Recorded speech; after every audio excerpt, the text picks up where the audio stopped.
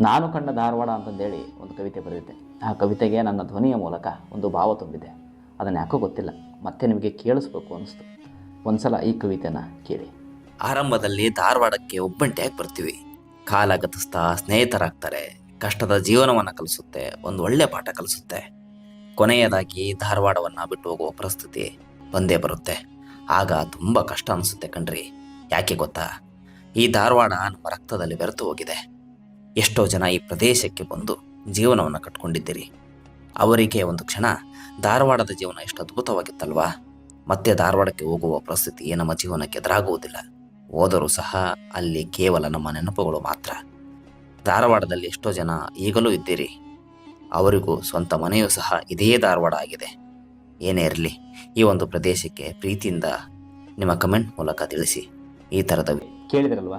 ಹೀಗೆ ನನ್ನ ಓದುವ ಶೈಲಿ ನಿಮಗೆ ಇಷ್ಟ ಆಗಿದ್ದರೆ ನನ್ನ ಫೇಸ್ನ ಫಾಲೋ ಮಾಡಿ. ವಿಚಾರಗಳಿಗಾಗಿ ನೀವು ಕಾಯ್ತಾ ಇರಿ ಯಾರದೋ ನೆನಪಿನೊಂದಿಗೆ.